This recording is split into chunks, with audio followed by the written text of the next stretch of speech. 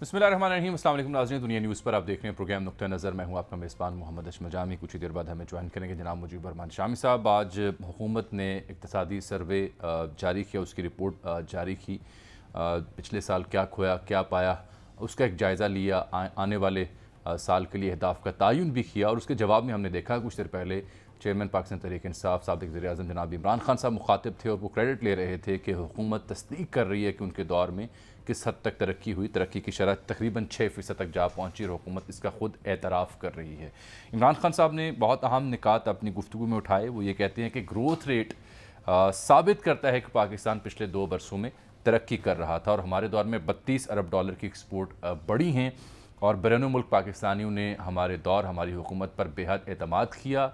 उसका सबूत रेमिटेंसेस हैं और इसके साथ साथ उन्होंने ये दावा भी किया कि मुशर्रफ के दौर में जो तरक्की हुई उसकी निस्बत हमारे दौर में ज़्यादा तरक्की हुई। और अब उन्होंने लोड शेडिंग का हवाला देते हुए कहा कि पैसा नहीं, क्योंकि महंगे दामों पावर प्लांट्स लगाए गए थे, 25% उनकी ज़रूरियात तवानाई की पूरी हो रही हैं और इसलिए लोड शेडिंग में दिन ब दिन इजाफा हो रहा है। टैक्स कलेक्शन के हवाले से भी उन्होंने क्रेडिट लिया कि हमने 6100 अरब से ज़ायद टैक्स कलेक्ट किया है और 3 बरसों में उन्होंने कहा कि हमने 55 रुपये पेट्रोल महंगा किया। इन्होंने 2 माह में 60 रुपये डॉलर को पेट्रोल को महंगा किया है और ये भी उन्होंने कहा कि हमारे दौर में पाकिस्तान दुनिया में सबसे सस्ता मुल्क था। अब सवाल यह है कि क्या जो अभी 2 माह के अंदर जो मुल्क की मुआशी सूरत हाल हमें देखने को मिल रही है उसकी वजह IMF की शराइत पूरी ना करना है या इस हुकूमत की बदनज़मी है या पिछले दौरे हुकूमत के कुछ ऐसे फ़ैसले हैं जिसकी वजह से मईशत इस हद तक बिगड़ी है। इसका जवाब ढूंढें अगर हम हुकूमती वज़रा की प्रेस कॉन्फ्रेंस में, तो वो मौरूद इल्ज़ाम ठहराते हैं पाकिस्तान तहरीक इंसाफ की सरकार को कि उनके दौर में ऐसे फ़ैसले किए गए, बर वक्त प्राइसेस नहीं बढ़ाई गई, IMF की शराइत पर अमल दरामद उस तरह से नहीं किया गया जो किया जाना चाहिए था, इसलिए खुमियाजा हम भुगत रहे हैं। एहसन इकबाल साहब अपनी प्रेस कॉन्फ्रेंस में भी, अपने ट्विटर पर भी वो एक चार्ट पेश कर रहे हैं जिसके मुताबिक 2018 में जब गवर्नमेंट ख़त्म हुई नून लीग की, तो तब मुल्क की इक़्तिसादी सूरत हाल क्या थी और अब क्या है। ये मुवाजना पेश करके वो ये दावा कर रहे हैं कि हालात ज़्यादा ख़राब हुए हैं, जबकि तहरीक इंसाफ इसके बदले में मौजूदा इक़्तिसादी सर्वे का चार्ट पेश करते हुए बताती है कि नहीं, इन्होंने जो मईशत हमें दी थी वो बदतर थी, हमने उसको संभाला दिया। कोरोना के हंगाम जो इक़दाम उठाए उससे मईशत बेहतर हुई, उससे एक्सपोर्ट बढ़ी और हमारे यहाँ लार्ज स्केल मैन्युफैक्चरिंग में इजाफा हुआ और रेमिटेंसेस में इजाफा हुआ। तो ये एक दिलचस्प सूरत हाल है क्योंकि कल जब बजट पेश किया जाएगा, पेट्रोलियम प्राइसेस की कीमतों में इजाफा हो चुका, बिजली महंगी हो चुकी, लोड शेडिंग है, अफरात ज़र में इजाफे का ख़दशा है। तो इस सूरत हाल में अवाम के लिए कितना रिलीफ का सामान मुहैया कर पाएगी मौजूदा सरकार। इमरान खान साहब ने आज अपनी गुफ्तगू में शदीद तहफ़्फ़ुज़ात का इजहार भी किया है। जो पार्लिमान से जो इंतखाबी इस्लाहाती बिल मंजूर हुआ है आज, और जो नैब तरमीमी ऑर्डिनेंस के ऊपर जो हुकूमत लाएअमल इख्तियार कर रही है, इन दोनों मामलात पर भी उन्होंने शदीद तशवीश का इजहार करते हुए कहा कि पहली बार हुआ है कि जिन लोगों पर इल्ज़ाम है वही अपने केसेस के हवाले से क़वानीन लेके आ रहे हैं ताकि उन्हें रिलीफ मिल सके। और साथ उन्होंने कहा कि ये ट्रायल है मौजूदा अदलिया का कि वो इस सूरत हाल को कैसे देखती है, क्योंकि ये जो कॉन्स्टिट्यूशन की बेसिक स्पिरिट है उसकी खिलाफ वर्जी की मुर्तकिब हो रही है मौजूदा सरकार। खुर्रम शहजाद साहब हमारे साथ मौजूद हैं, माहिर मईशत हैं, मौजूदा सूरत हाल पर गहरी नज़र उन्होंने रखी हुई है। उनसे हम बात करते हैं एक ब्रेक के बाद।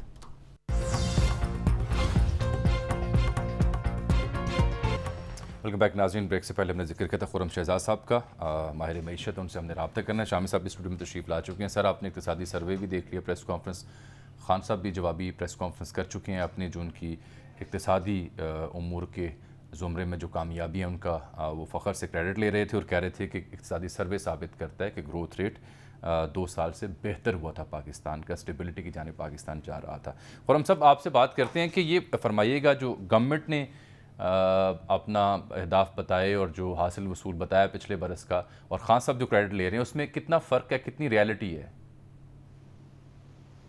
देखिए, जो अहदाफ हैं उसमें एक तो चीज़ क्लियर होनी चाहिए कि, और वो इसी तरह होता है, ये 9 महीने के जो है नंबर्स होते हैं। 9 महीने के नंबर्स पूरे साल की प्रेडिक्शन करके होते हैं, यानी कि एक क्वार्टर की प्रेडिक्शन होती है। और ये सर्विसेज सेक्टर हो, एग्रीकल्चर सेक्टर हो, ये 2 खास तौर पे बड़े सेक्टर्स हैं जो कि मईशत का तकरीबन कोई 80% जो है कंट्रीब्यूट करते हैं। यानी कि सर्विसेज तकरीबन कोई 60% करता है और एग्रीकल्चर तकरीबन कोई 20% करता है। बाकी 20% مینوفیکچرنگ کرتا ہے. تو مینوفیکچرنگ کے نمبرز تو ہیں, اچھے نمبرز ہیں.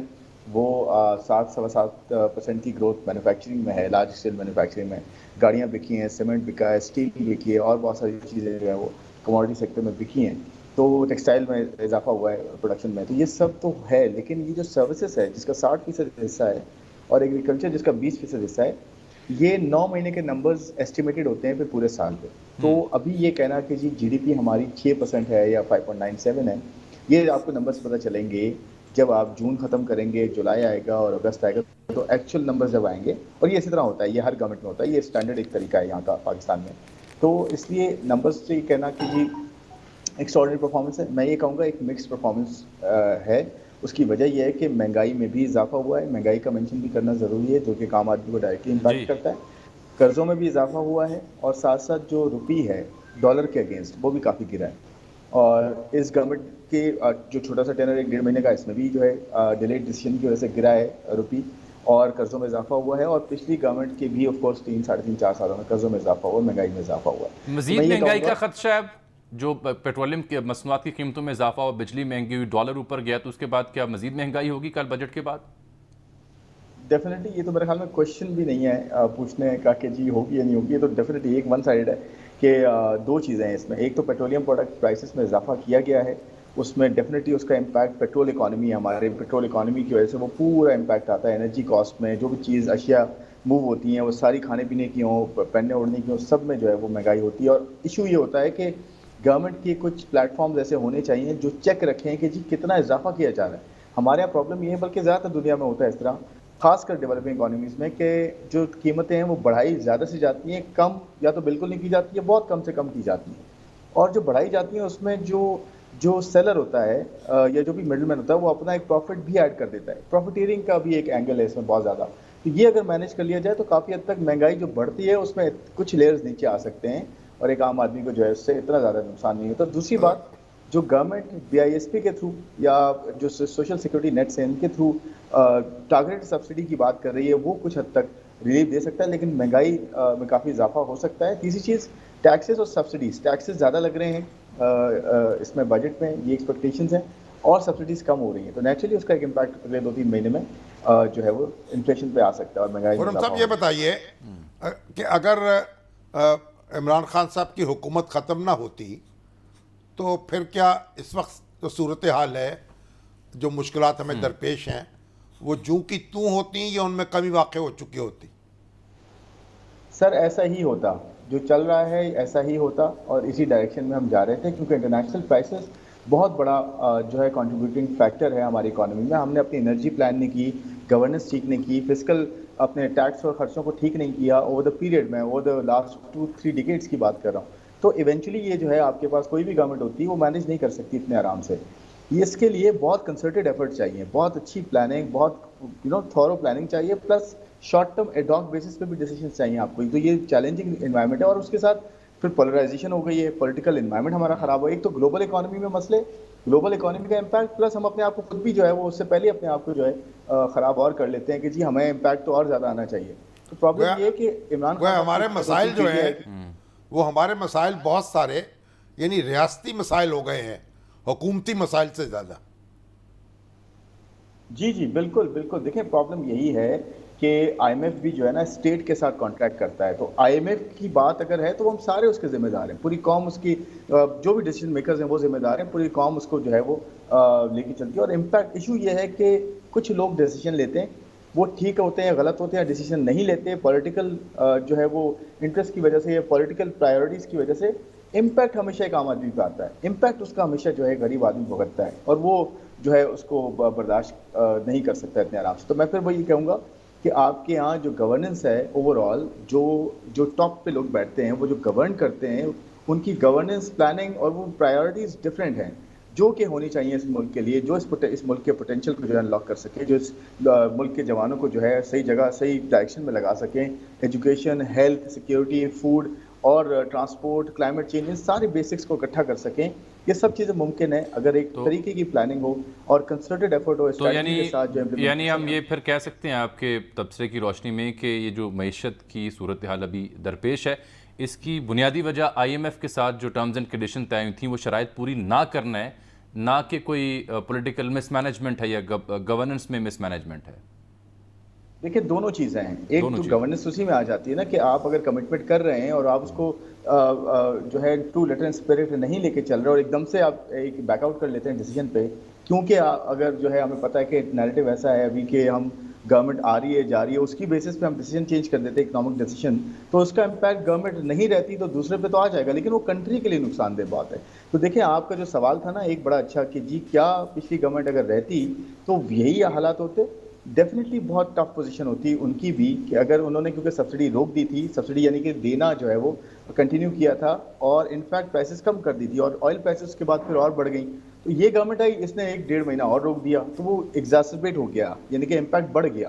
تو خان صاحب اسے یوں ٹرانسلیٹ کر رہے ہیں کہ ہم نے IMF کا پریشر سسٹین کیا اور 10 روپے پیٹرول کم کر دیا. کتنا عرصہ سسٹین کر پاتے ہیں کہ گورنمنٹ میں رہتے؟ نہیں دیکھیں بات وہی ہے کہ IMF کا پریشر کیا ہم نے سائن تو کر دیا تھا نا, اسٹیٹ سائن کرتا ہے, کنٹری سائن کرتا ہے اور وہ کمٹمنٹ ہوتی ہے. وہ پریشر اگر کر دیا تھا تو وہ IMF نے پھر یہ کیوں کہا کہ جی فروری میں آپ نے جو ہے غلط ڈیسیجن لیا. تو پرابلم یہ ہے کہ ہم نے کمٹمنٹ کر کے اگر ہم نہیں پورا کرتے اور اس کا خمیازہ جو ہے نیکسٹ گورنمنٹ ہی بھگتتی, عام آدمی ہم میں اور آپ بھگت رہے ہیں اور آگے جا کے اور زیادہ انفلیشن اس کی وجہ سے ہوگی.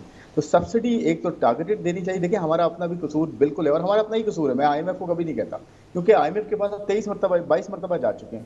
کیوں گئے ہم IMF کے پاس, کیوں یہ ضرورت پڑی ہے؟ تو ہماری اپنی مس مینجمنٹ ہے, اپنی گورننس کے ایشوز ہیں, اپنی جو ہے وہ پلاننگ کے ایشوز ہیں. بہت بیسک چیزیں ہیں یہ. اگر ہم ٹائم پہ ڈیسیجن نہیں لیں گے, پلان نہیں کریں گے, ایگزیکیوٹ نہیں کریں گے, آپ کو یہ میں بتا رہا ہوں آج جو ہم بات کر رہے ہیں اگلے 5 سال میں بھی یہی ہوگا, لیکن سچویشن اور زیادہ خراب ہوگی اور پرابلمز اور زیادہ بڑی ہوئی ہوں گی. اگر ہم آج یہ تہیہ کر لیتے ہیں کہ ہم نے جو غلطیاں کی ہیں 30-35 سالوں میں, 40 سالوں میں, اگر ان کو آج جو ہے وہ شروع کریں ٹھیک کرنا اور ساتھ ساتھ شارٹ ٹرم اسٹریٹجی بھی لے کے چلیں, تو پھر کہیں جا کے آپ کو 8-10 سال 20 سال 15 سال ایٹ لیسٹ لگیں گے جب آپ کا صحیح پوٹینشیل. خرم صاحب آپ کے لیے بھی اور شامی صاحب کے لیے, دونوں کے لیے میرا سوال ہے, جو خان صاحب کا بیان تھا کہ مشرف دور کی نسبت ہمارے دور میں ترقی زیادہ ہوئی اور جو ہمارا دور حکومت تھا پاکستان میں, اس میں دنیا میں پاکستان سب سے سستا ملک تھا. میں جواب دوں پہلے؟ جی آپ دیں. جی دیکھیں بات یہ کہ دیکھیں PTI گورنمنٹ کے کچھ اچھے ڈیسیجنز تھے اور آف کورس کچھ گورننس کے ریلیٹڈ ایشوز بہت تھے. اچھے ڈیسیجن سے مراد یہ کہ PTI نے ایک بڑا جو ہے نا بہت چیزیں صحیح وہ یہ کہ بہت ساری کڑوی گولیاں لیں, بہت سارا کرٹیسزم جو ہے وہ جھیلا اکانومی پہ, پرفارمنس پہ. آف کورس گورننس کے ایشوز بہت تھے, آف کورس جو ہے وہ اپ ٹو دا پار پرفارمنس نہیں رہی. ڈیجیٹل اکانومی کی طرف تھوڑا کام ہوا, اسٹیٹ بینک کی طرف تھوڑے ریفارمز ہوئے, CCP کی طرف ریفارمز ہوئے, لیکن انفلیشن کو ہینڈل کرنے میں بڑا پرابلم رہا. 3.5 سال تک انفلیشن کا بڑا مسئلہ رہا. اس میں اگر ہم تھوڑا بہتر ہو جاتے تو آپ کی شاید اتنے انٹرسٹ ریٹس نہ بڑھتے, اتنا ایکسٹرنل اکاؤنٹ کے ایشوز نہ ہوتے. اور گروتھ دیکھیں پھر وہی بات ہے کہ ریفارمز نہیں کیے, پچھلی گورنمنٹ نے بھی ریفارمز پہ کوئی خاص سٹیپس نہیں لیے, نہ اس گورنمنٹ نے پچھلی اپنی گورنمنٹ میں ریفارمز بہت زیادہ کیے تھے. تو ہم شیلو اکانومی لے کے چلتے ہیں کہ جی انٹرسٹ ریٹس نیچے کر دیں اور اپنا جو ہے PKR کو روک کے رکھیں, تو آپ کی گروتھ امپورٹ ڈریون ہوتی رہے گی, انویسٹمنٹ ہوگی نہیں آپ کے یہاں, کنزمپشن ہوتی رہے گی, ایونچولی ڈیٹ کے تھرو آپ فنڈ کر رہے ہوں گے. تو ہونا یہ چاہیے تھا کہ ساتھ ساتھ ریفارمز, 3-4 ریفارمز کی میں بات کرتا ہوں. فسکل ریفارمز ہے جس میں ٹیکس اور اس کے خرچے کیسے ہوں, ٹیکس کہاں سے لیں اور کس سے لگانا چاہیے اور کہاں پہ خرچ کرنا چاہیے, پرائیورٹیز. انرجی ریفارمز کہ آپ کے یہاں انرجی, دنیا پوری جو ہے وہ آلٹرنیٹس پہ چلی گئی ہے, رینیوبلس پہ چلی گئی, اور ہم آج بھی جو ہے وہی کول اور جو ہے وہ فرنس آئل اور اب LNG پہ ہم آئے ہیں, اور پانی جو ہے نا وہ پانی بھی انفیکٹ پرانا ہو گیا ہے. پھر تیسرا سول سروسز ریفارم, اور چوتھا جو ہے وہ آپ کا اوور آل جو کنٹری کے جو اسٹرکچرل ریفارمز ہیں جس میں ایکسٹرنل ہے, مانیٹری ہے اور دوسرے جو ایریاز ہیں, ان سب پہ کام نہیں ہوگا پیریلل. آپ کے جو ہے ایشوز وہیں کے وہیں رہیں گے, بلکہ خراب ہوں گے, اور آپ کی اکانومی جو ہے اسٹیک پہ رہے گی ہمیشہ. بہت شکریہ آپ کا خرم شہزاد صاحب, بہت تفصیلی گفتگو انہوں نے کی. دیکھیں جو عمران خان صاحب جو بات کہہ رہے ہیں نا وہ یکساں غلط نہیں ہے. صحیح. ان کے دور میں جو اکانومی تھی بڑے مسائل اس کو درپیش رہے, کورونا آیا, دوسرے مسائل پیدا ہوئے, اس کا انہوں نے بالخصوص ذکر کیا آج کے, لیکن اکانومی جو تھی وہ ریکور کر رہی تھی, اور گروتھ جو تھی یعنی شرح نمو جو تھی وہ بڑھ چکی تھی. تو مگر سوال یہ ہے کہ کرنٹ اکاؤنٹ خسارہ اس کا پہاڑ تو کھڑا تھا, وہ تھا, اس کو میٹ کرنے کے لیے آپ نے IMF سے ایگریمنٹ کیا. اب IMF سے ایگریمنٹ کیا, اس کو آپ نے بیچ میں توڑ دیا, اور کوئی آلٹرنیٹ آپ کے پاس نہیں تھا. وہ توڑا کیوں؟ کیونکہ سیاسی پریشر آ گیا, اپوزیشن کا پریشر آ گیا کہ قیمتیں جو ہیں پیٹرول کی بڑھ رہی تھیں, اور لوگ اس پہ احتجاج کر رہے تھے، تو اور خان صاحب کے خلاف نو کانفیڈنس موشن جو ہے وہ بھی موو ہو چکی تھی، تو انہوں نے کہا کہ ٹھیک ہے جو دیکھی جائے گی. تو آئی ایم ایف کے ساتھ جو ایگریمنٹ تھا وہ انہوں نے اس کو دریابرد کر دیا. نتیجے میں وہ کرائسس پیدا ہوا جس کو ہم ابھی تک نہیں، آج انہوں نے خود بھی کہا کہ انہوں نے یہ الفاظ استعمال کیے نا کہ ہم نے پریشر کو کون سا پریشر؟ اب ہم پیسے لینے جاتے ہیں، کم کر دی. بڑی سیدھی بات، ہم کیوں اپنے آپ کو دھوکہ دیتے ہیں؟ کیوں لوگوں کو دھوکہ دیتے ہیں؟ بھائی آپ کو ڈالر کی ضرورت ہے، اس کے لیے آپ آئی ایم ایف کے پاس گئے ہیں، آئی ایم ایف کی اپنی شرائط ہیں، آپ کو ڈالر چاہیے، ڈالر نہیں آئے گا آپ کا خسارہ پڑے گا، انسرٹینٹی پیدا ہوگی، آپ کا ملک جو ہے اس کی مشکلات میں اضافہ ہوگا. تو اگر آپ نے اپنی ضرورت پوری کرنی ہے تو شرائط بھی پوری کرنی ہوں گی. تو یہ جو اصل میں دیکھیے بنیادی ایشو پھر وہی ہے، بنیادی مسئلہ سیاسی تھا.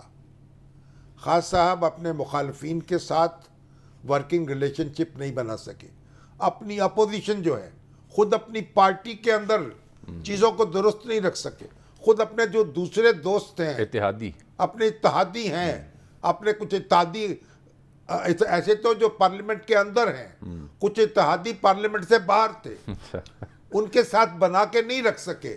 اس کے نتیجے میں یہ تحریک عدم اعتماد آئی. اتحادیوں کی تو خان صاحب کو کبھی فکر لاحق ہی نہیں ہوئی تھی، تو وہ یہ تو دیکھیں آخری چند نتیجہ مہینوں کیا میں ہے؟ فکر ہوئی.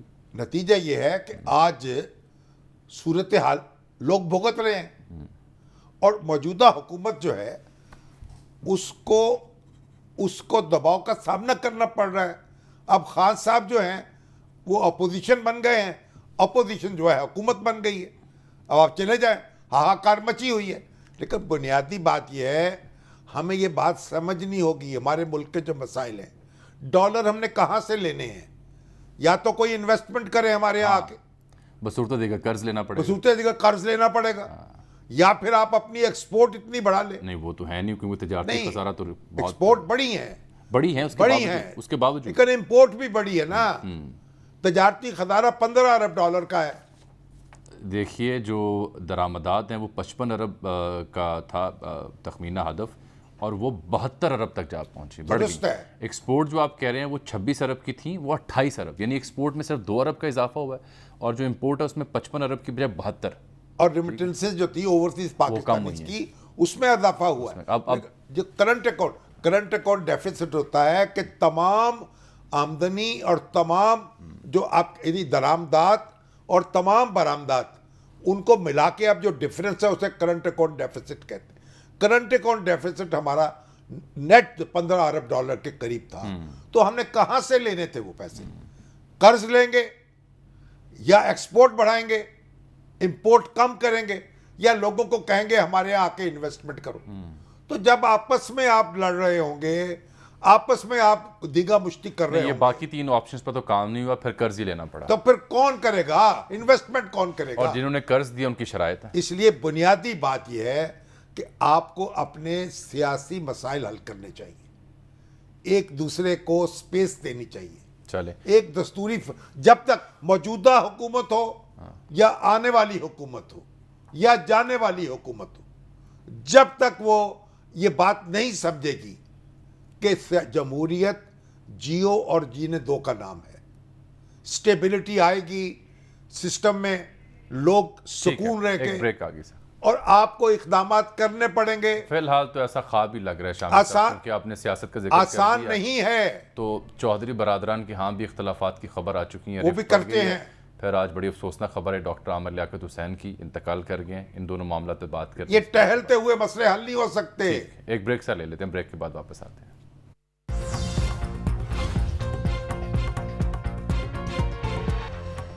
ویلکم بیک ناظرین. بریک سے پہلے ہم بات کرتے اقتصادی سروے کی، پھر اس پر جو پاکستان تحریک انصاف کے چیئرمین سابق وزیر اعظم کا رد عمل آیا، جو کریڈٹ لے رہے ہیں اپنی اکنامک کی پرفارمنس کا. کل گورنمنٹ نے البتہ 9000 ارب سے زائد کے حجم کا بجٹ پیش کرنا ہے. کریڈٹ لینا چاہیے مگر ڈسکریڈٹ بھی لینا چاہیے. ایسی روایت نہیں ہے. سیاسی مسائل جو ہیں ان کو حل نہ کرنے کا. نہیں، آج دیکھیں نا، آج پارلیمنٹ کا مشترکہ اجلاس تھا، جو خواتین اراکین ہیں، پی ٹی آئی کے ایم این ایز، वो इस्तीफ़ों की तस्दीक के लिए तो कोई नहीं जा रहा वहाँ पर, ना वैसे सेशन में हिस्सा लेने के लिए जा रहे हैं, लेकिन वो पार्लियामान के बाहर एहतजाज कर रही थी, दरवाजे बंद कर दिए गए, पुलिस नफरी तलब कर ली गई और फिर वो दरवाजे फलांग कर उन्हें देख सकते हैं अपना रोल अदा करें। हाँ नहीं, वो एहतजाज कर रही थी, उन्होंने एहतजाज किस बात का? पतीलियाँ फ्राइंग पैन भी कुछ हाथों में उठाए अंदर जाएं, अपना अपनी आवाज़ जो सेनेटर्स हैं, जॉइंट सेशन था पीटीआई के, उन्होंने तो बाइकआउट किया। अपोजिशन का किरदार अदा करें। देखिए ना, ये आप जमहूरियत में जमहूरी तरीके से काम कर सकते हैं, ये खान साहब को इस पर गौर करना चाहिए। अपनी ताकत जो है ना उसको ज़ाया ना करें, ताकत को मुश्तमे करें। नहीं, वो कर रहे हैं। आज गुफ्तगू में उन्होंने कहा है कि हमारे पास जो लॉन्ग मार्च के ऑप्शन उसमें सुप्रीम कोर्ट से वजाहत दरकार है, फिर आइंदा का लाहे अमल क्या होगी और नहीं होगी, ये कोई ऐसी बच्चे गाना बातें हैं।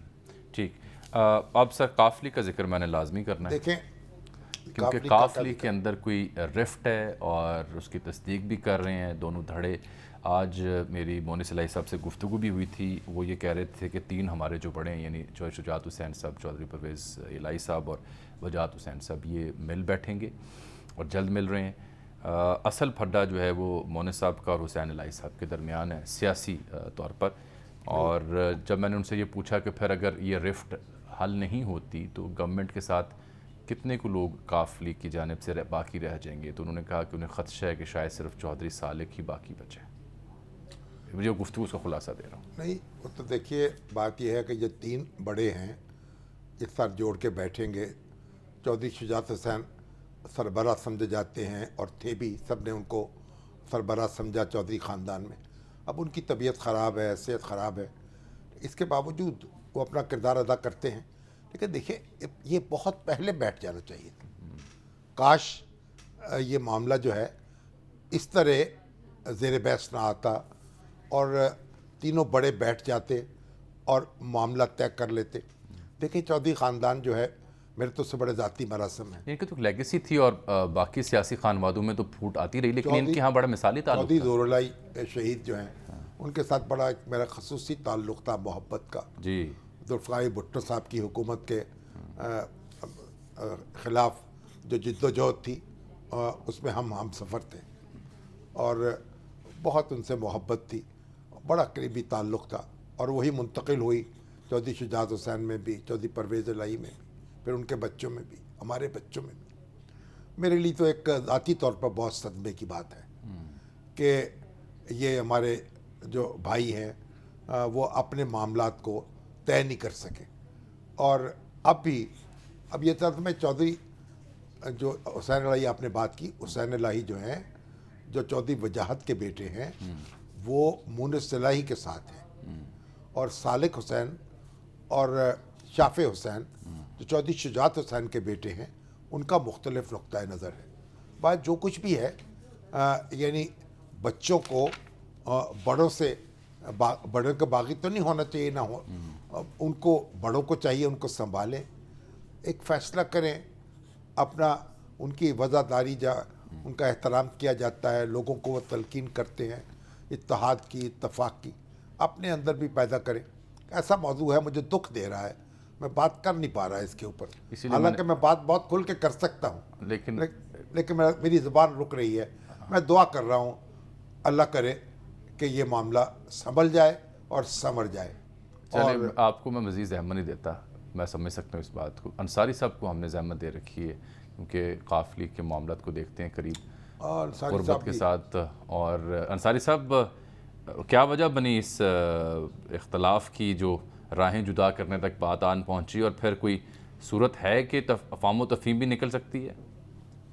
और देखिए इतलात तो यही है कि दोनों के दरमियान जो है वो इख्तलाफात अपनी इस वक्त शिद्दत पर हैं, अरूज पर हैं, लेकिन अभी इसकी उम्मीद है कि शायद ये जो है चीज़ें इनको हल कर लिया जाए, क्योंकि एक अहम फैसला ये सामने आया है कि चौधरी शुजात हुसैन और चौधरी परवेज़ इलाही और चौधरी वजाहत हुसैन, इन तीनों ने एक फैसला कुन मुलाकात करने का जो है वो इरादा किया है। और इस हवाले से किसी दिन भी जो है आइंदा अगले चंद रोज में ये तीनों बड़ी शख्सियात जो है वो मिलकर बैठेंगी और ये तय करेंगी گی کہ مسلم لیگ قائد اعظم کی سیاست جو ہے وہ کس طرف جانی ہے، کیونکہ جب جو شجاعت حسین کو اور صالح حسین کو شہباز شریف ملنے کے لیے پرائم منسٹر کی حیثیت سے ان کے گھر اسلام آباد آتے ہیں یا پھر آصف علی زرداری آتے ہیں، تو پی ٹی آئی کے ساتھ الائنس ہونے کی وجہ سے چودھری پرویز لائی، مونس لائی اور حسین لائی پر ایک دباؤ بڑھتا ہے۔ پی ٹی آئی کے لوگ جو ہے گزشتہ دنوں آپ نے دیکھا ہوگا کہ اعجاز چودھری نے جو ہے ایک ملاقات کی تصویر پر جو طنز کیا تھا تو مونس لائی کی سوشل میڈیا پر ان کے ساتھ جو ہے وہ نوک جھونک کافی دیر جاری رکھی تھی۔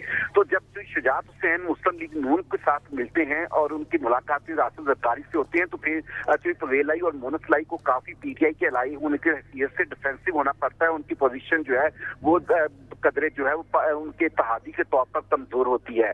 تو اب یہی طے کیا گیا کہ حسین علی نے تو واضح طور پر اس بات کا رات بھی ایک اپنے ٹویٹ میں اعلان کر دیا تھا کہ وہ ایسی مسلم لیگ قائد اعظم کا حصہ نہیں رہ سکتے جو شہباز شریف یا اس کی حکومت کو سپورٹ کرے۔ تو اب بڑے واضح ہے کہ جو ان کے خاندان کے 3 ایم این ایز ہیں جن میں حسین علی، مونس لائی اور صالح حسین، تو 2 ایم این ایز جو ہیں وہ تحریک انصاف کے ساتھ واضح طور پر آئندہ الائنمنٹ بھی رکھنا چاہتے ہیں، لیکن وہ کسی صورت ابھی پی ٹی آئی میں ضم ہونے کا ارادہ نہیں رکھتے۔ مونس لائی ہو، حسین لائی ہو یا پرویز لائی، وہ مسلم لیگ قائد اعظم کے طور پر اپنا تشخص برقرار رکھنا چاہتے ہیں۔ اب ان 3 بڑوں کی جو ملاقات ہے اس میں یہ طے کیا جائے گا کہ کیا یہ اپنے معاملات کو سنبھال سکتے ہیں یا پھر مسلم لیگ قائد اعظم کو الگ کر لیں یا پھر اپنی سیاست کو جو ہے وہ کس طریقے سے الگ کریں گے، یہ اسی ملاقات میں طے ہوگا۔ یا پھر دیکھا جا سکتا ہے کہ شاید اس ملاقات میں جو شجاعت حسین جو ہے جو ہمیشہ ایک وفاداری کی سیاست کے لیے مانے جاتے ہیں، تو شاید وہ کوئی فارمولا نکال سکیں جس میں یہ خاندان جو ہے جو سیاسی طور پر راہیں جدا کر رہا ہے اکٹھا ہو سکے۔ صالح حسین تو وزیر ہے نا بھائی، اور چیمہ صاحب جو ہیں وہ بھی، بشیر چیمہ صاحب وہ بھی وزیر ہیں، طارق بشیر وہ وفاقی وزیر۔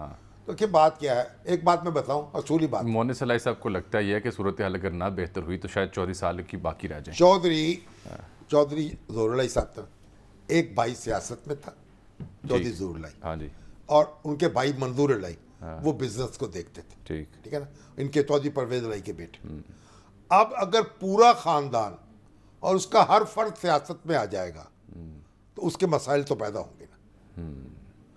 چودھری یہ تو اب بنیادی وجہ چودھری جو ہے شجاعت حسین کے بیٹے، چودھری وجاہت کے بیٹے، دوسرے وہ سارے سیاست میں ہیں، اور ادھر پرویز علیہ صاحب کے مونس علیہ سیاست میں ہیں، اور راسخ علیہ جو ہے بزنس کرتے ہیں اور تبلیغی جماعت میں ہیں۔ صحیح، اگرچہ سنا ہے زبان کے بڑے سخت ہیں۔ تو اب بات یہ ہے کہ یہ بھی تو کرے نا، سیاست اگر پورا ٹبر ہی سیاست میں ہوگا ہر بندہ تو پھر رفت تو ہوگی، تو پھر معاملہ تو خراب ہوگا نا۔ اعتراض اس کو بھی ہوگا، کوئی ڈسپلن لے کے آئے، کوئی بزنس کرے، کوئی سیاست کرے، یہ بھی دیکھنے کی بات ہے۔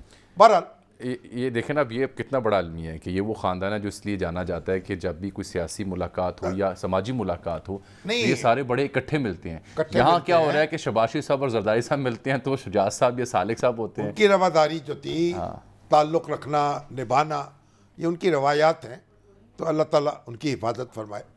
اب آپ چاہیے ڈاکٹر احمد لیاقت صاحب، میرا دل رو رہا ہے ان کے لیے، بڑا صدمہ ہوا، اچانک آج یہ خبر آئی اور بالکل 51 سال کی عمر، 51 ایئرس، بے پناہ عروج دیکھا، شہرت دیکھی، 500 عالم اسلام کی جو 500 باثر اور مؤثر ترین شخصیتیں ان میں ایک ہوئے، اور جو پاکستان کی 100 جو مقبول شخصیتیں ان میں شمار ہوئے، اینکر بنے اور مقبول ترین بنے، رمضان ٹرانسمیشن کی تو وہ بھی ٹاپ ہے، مختلف چینلز کے پروگرام کیا، ان کی ریونیو کا شیئر کیا، ان کو پریزیڈنٹ کا عہدہ دینا پڑا 2 چینلز میں کم از کم، اور ایک نقطہ عروج پہ اور سیاست میں ایم این اے 2 بار منتخب ہوئے، وزیر بنے، پی ٹی آئی سے بھی، P T I M Q M سے، پی ٹی آئی سے۔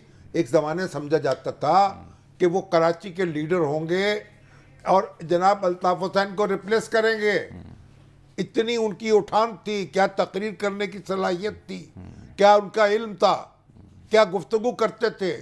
ان کے والد جو تھے لیاقت حسین مسلم لیگی، ان کی والدہ محمودہ سلطانہ وہ بھی پکی مسلم لیگی، اور ان کو نظر لگ گئی کسی کی، سورج کی طرح طلوع ہوئے تھے، ٹوٹے ہوئے تارے کی طرح ڈوب گئے۔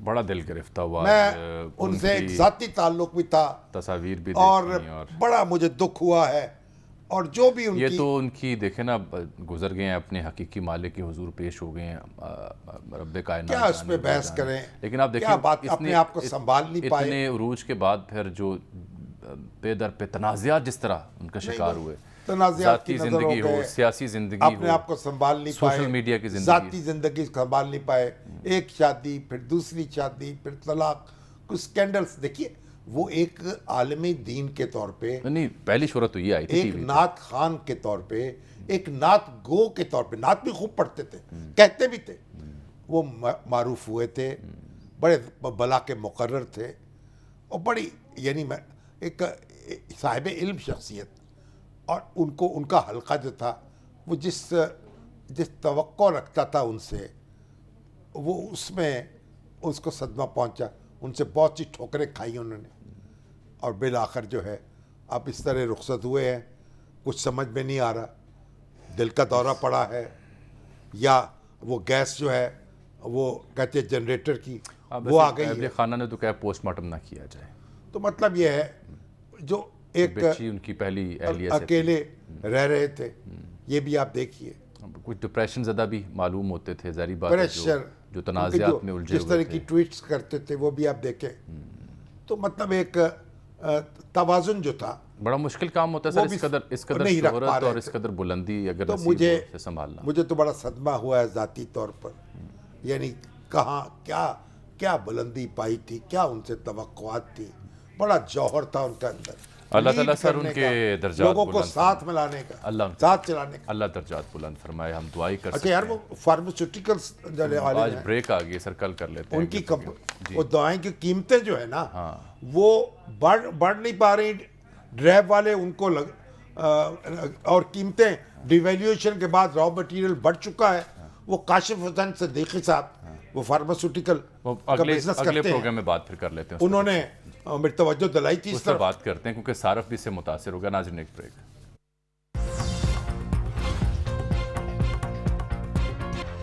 ناظرین اس کے ساتھ ہی آج کے پروگرام کا وقت یہاں ختم ہوا چاہتا ہے. آپ سے ملاقات اگلے پروگرام میں، تب تک کے لیے اللہ حافظ.